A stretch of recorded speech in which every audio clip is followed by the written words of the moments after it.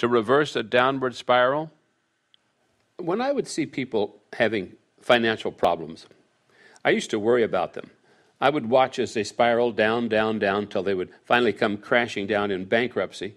But then, in a very short time, they'd have another new boat, and a new luxury car, and another beautiful home. In other words, no one I watched seemed to stay down. But why couldn't they stop the downward spiral somewhere earlier along the way and start back upward sooner? Why did so many of them have to go all the way to the bottom before they could start back up again? Well, the reason for any downward spiral is attention to lack. In their fear that they might lose something, or in their attention to the things that they were losing, they were focused upon the lack of what they wanted, and as long as that was their point of attention, only more loss was possible. As they felt guarded or defensive, or as they began to justify or rationalize or blame, they were on the lack side of the equation, and only more lack could be their experience. But once they hit bottom and were no longer in a place of guardedness because there was nothing else to lose, then their attention shifted, and so their vibration shifted, so their point of attraction shifted. Hitting what they believed to be the bottom caused them to begin to look up. You could say that it forced them to begin telling a different story. Your life experience has caused you to ask for many wonderful things that are making their way into your experience. But your worry or your doubt or your fear or resentment or blame or jealousy or any number of negative emotions would indicate that the predominant thoughts you were thinking were holding those things away. It would be as if you had drawn them right outside your door, but the door was closed. As you begin telling a different story of the things you could buy with your $100 bill, as you relax and focus more upon the positive aspects of your life, as you more deliberately choose the better feeling end of the vibrational stick, that door will open and you'll be flooded with manifestations of those wanted things and experiences and relationships. A war against war is war. Recognizing that you are the creator of your own experience and learning to deliberately do so by directing your thoughts is an adjustment for most people, because most people believe that you make things happen through action. Not only have you believed that action is what makes things happen, but you also believe that if you apply pressure to unwanted things, they'll go away. That's why you have a war against poverty, and a war against drugs, and a war against AIDS, and a war against terrorism.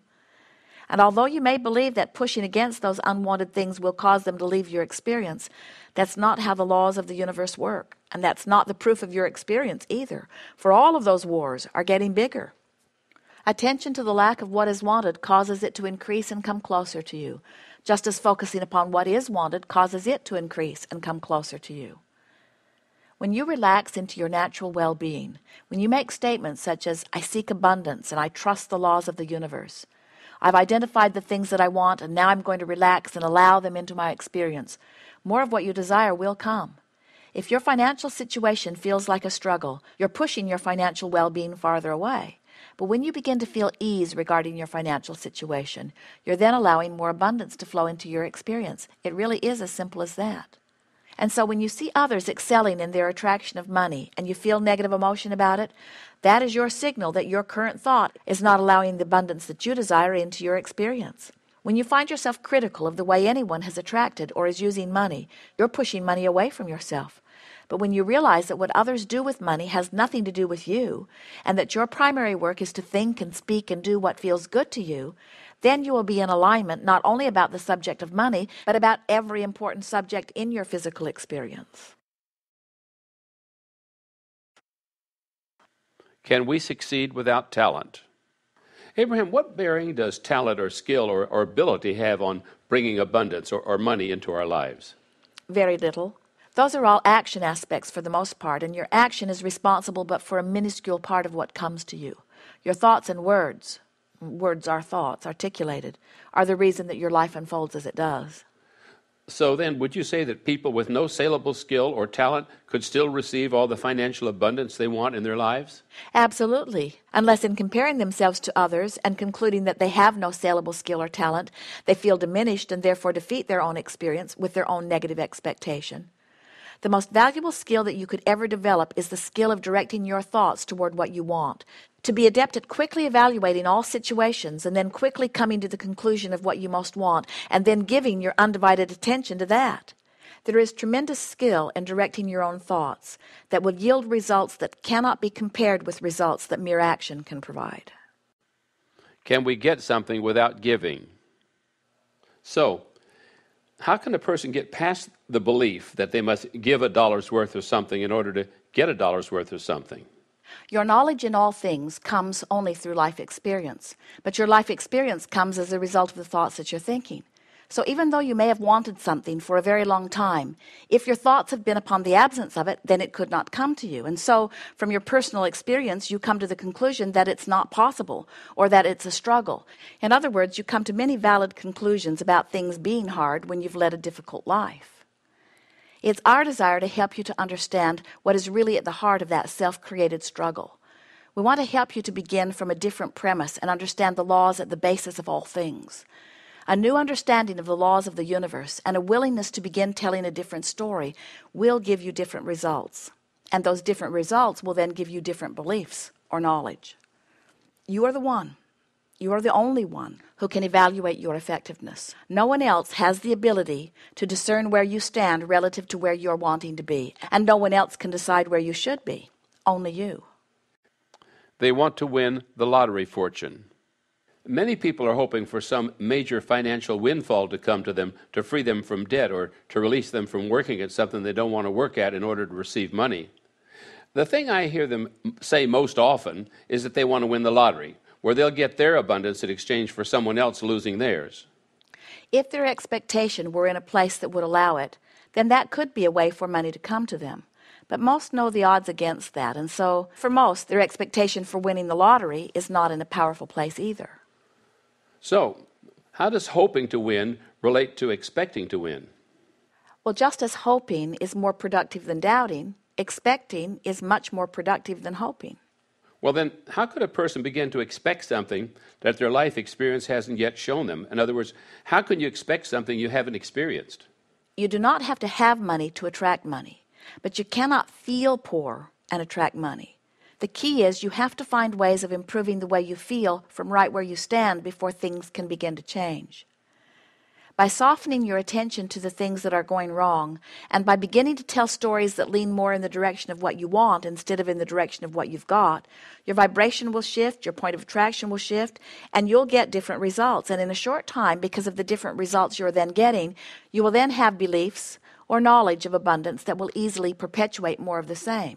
People often say the rich get richer and the poor get poorer, and that's why. Look for reasons to feel good, identify what you want, and hold your thoughts in a place that feels good. Living abundantly is not magic. As we explain from our perspective the abundant nature of your universe and the potential for abundance that's always available to you, we understand that our knowledge does not become your knowledge only because you hear us say it. If we ask you to trust what we say or just try to understand, you cannot just adopt our understanding as your own, for it's only your own life experience that brings knowledge to you. The beliefs that you hold as a result of your own life experience are very strong, and we understand that you cannot release them immediately and replace them with others, even though we know that there are many more productive beliefs that you could foster. But there is something that you can begin today that will make a profound difference in the way your life unfolds that does not require an immediate releasing of the beliefs that you currently hold. Start telling a more positive, better feeling story about your life and about the things that are important to you. Do not write your story like a factual document, weighing all the pros and cons of your experience, but instead tell the uplifting, fanciful, magical story of the wonder of your own life and watch what happens. It will feel like magic as your life begins to transform right before your eyes. But it's not by magic. It's by the power of the laws of the universe and your deliberate alignment with those laws. Trading freedom for money?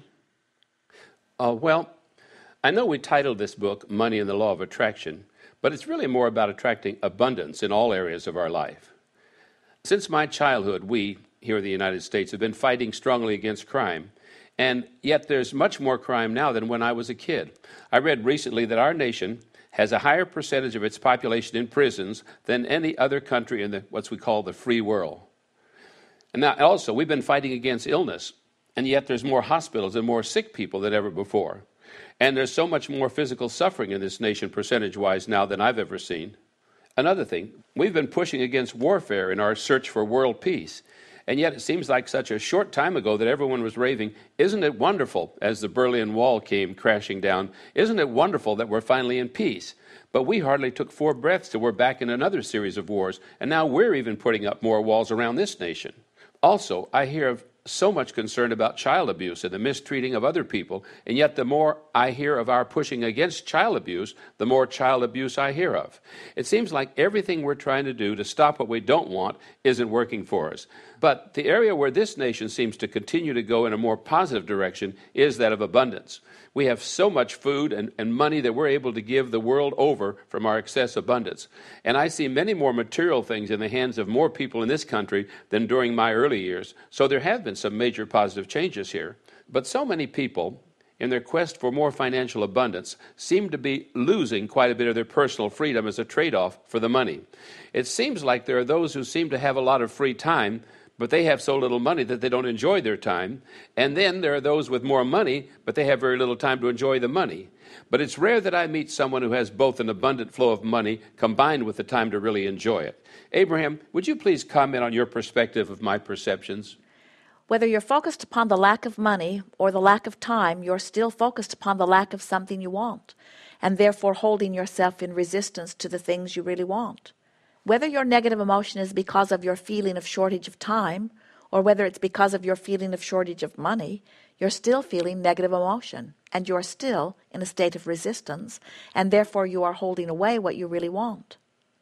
As you feel that you do not have enough time to do all of the things that you need or want to do, your attention to lack negatively impacts you much more than you realize. A feeling of being overwhelmed is your indicator that you are denying yourself access to ideas, rendezvous, conditions, and all manner of cooperation that could assist you if you were not disallowing them. It is an uncomfortable cycle where you feel a shortage of time, you focus upon your overloaded schedule, and then you feel overwhelmed, and in all of that you offer a vibration that makes improvement impossible. You have to begin telling a different story. You cannot continue to comment on how much you have to do without holding assistance away.